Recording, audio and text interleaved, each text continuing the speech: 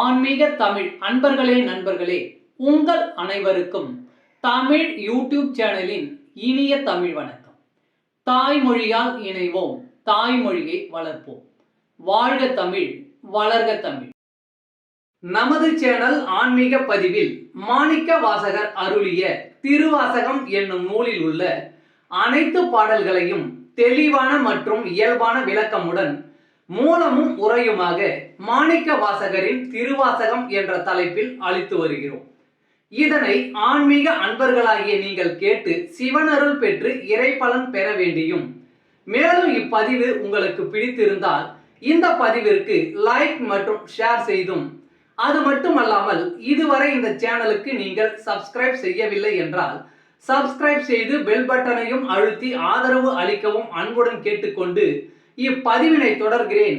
வாருங்கள், ஆன்மீக பதிவில் மாணிக்க வாசகர் அருளிய திருவாசகம் அறிவோம், அறிந்து தெளிவோம், தெளிந்து சிவன் அருள் பெறுவோம். ஓம் நம சிவாய.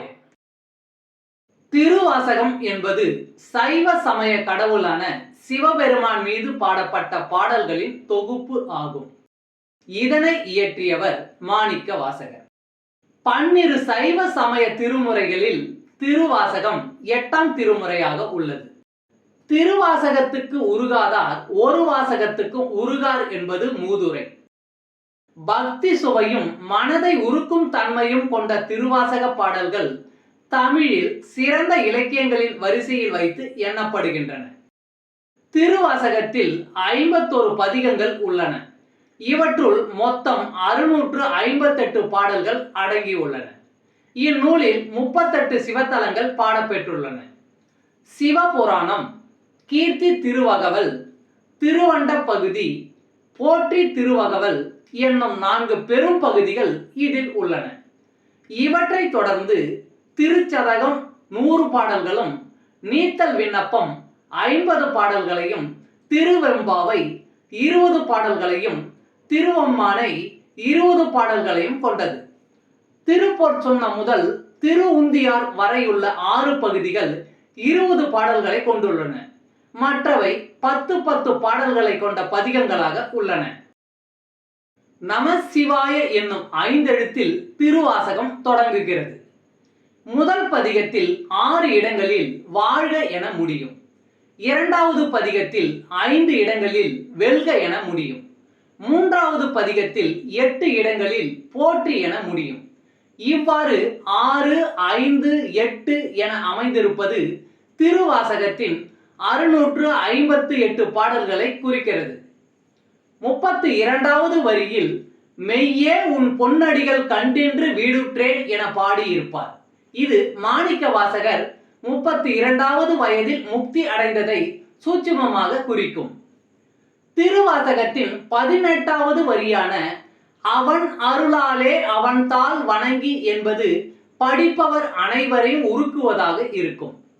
மாணிக்க வாசகரின் இந்நூலினை பல சமயத்தவரும் புகழ்ந்துள்ளனர். திருவாசகம் மாணிக்க வாசகர் சொல்ல அழகிய சிற்றம்பலமுடையான் எழுதியது என கையொப்பம் இடப்பட்டதாக கூறப்படுகிறது. தமிழில் திருவாசகத்துக்கு உருகாதார் ஒரு வாசகத்துக்கும் உருகார் என்னும் பழமொழியும் உள்ளது.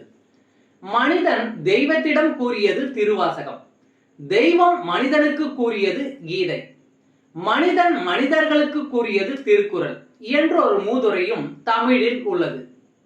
12 திருமுறைகளில் 10ஆம் திருமுறையான திருமந்திரம் சிறப்புடையது. ஆனால் அதைவிட சிறப்புடையதும் சிகரமுமானது திருவாசகமே. இந்நூல் மனிதனின் உள்ளத்தில் புகுந்துள்ள சிற்றியல்புகள், அவற்றை களையும் முறைகள், இறையாகிய பரம்பொருளை நாடுகிறவர்கள் பெற வேண்டிய பேரியல்புகள், அவற்றை வளர்க்கும் முறைகள், அருள் வேட்கை கொள்ளல், அருளை பெறல், அதில் ஆழ்ந்து தோய்தல், இறைவனை காணல், அவனோடு தொடர்பு கொள்ளல், அவனிடமிருந்து பெற வேண்டியதை பெறுதல், பக்தியை பெருக்குதல், அது இறைபக்தியாக வடிவெடுத்தல், இறையுடன் இரண்டர கலத்தல் ஆகியவற்றை முறையாக கூறுகிறது. இவ்வளவு சிறப்புகள் நிறைந்த திருவாசக பாடலை நாமும் அறிவோம்.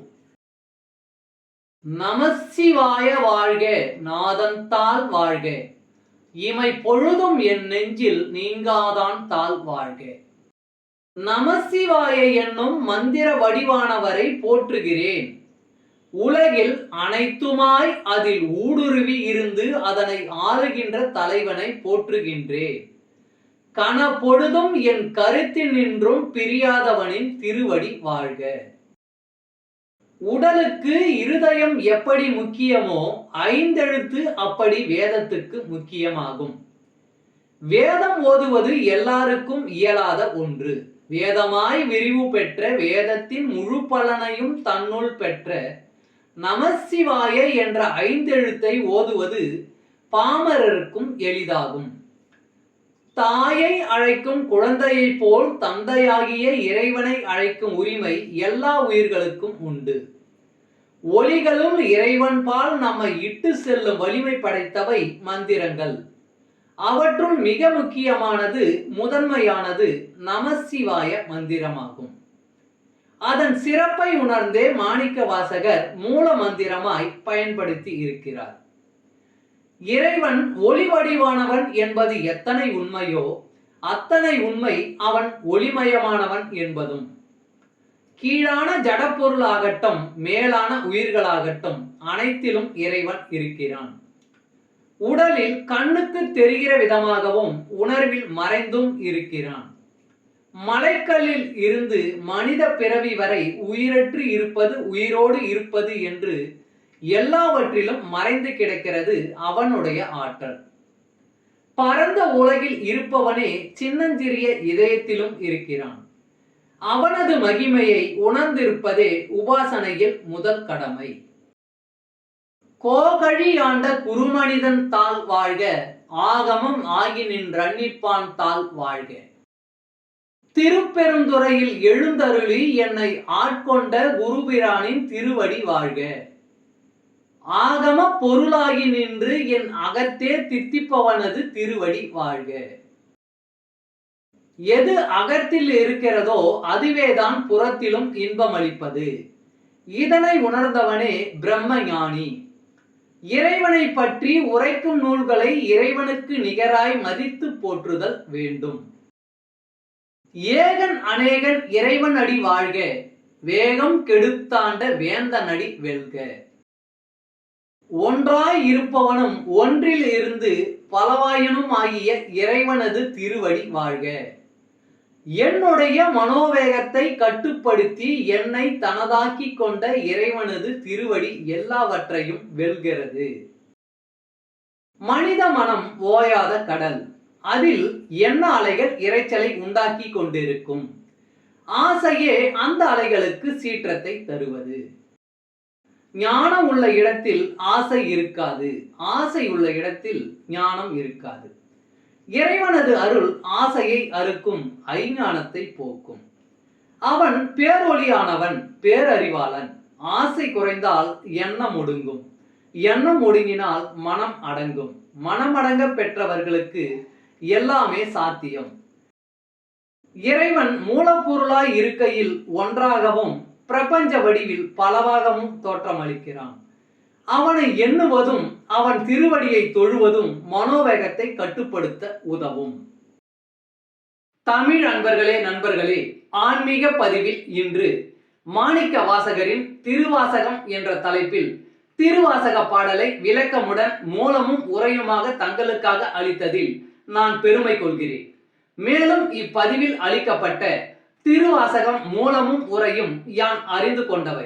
யான் அறிந்த இந்த திருவாசகம் பற்றி நீங்களும் அறிந்து கொள்ள வேண்டும் என்ற நோக்கிலே இப்பதிவில் அளித்துள்ளேன். யான் அளித்த இந்த பதிவு உங்களுக்கு பிடித்திருக்கும் என்று நான் மிகவும் நம்புகிறேன். இப்பதிவு ஏதேனும் ஒரு வகையில் உங்களுக்கு பயன்பட்டால் அதில் எனக்கு மிக்க மகிழ்ச்சியே. வாழ்க வளமுடன். சர்வம் சிவமயம். இறையருள் பெறுவோம், இன்பமாய் வாழ்வோம். அன்பு ஆன்மீக தமிழ் அன்பர்களே, நண்பர்களே, இவ்வீடியோ பதிவினை கேட்டு இன்புற்று ஆதரவு அளித்த அனைத்து தமிழ் உள்ளங்களுக்கும் எங்கள் உள்ளம் கனிந்த நன்றி.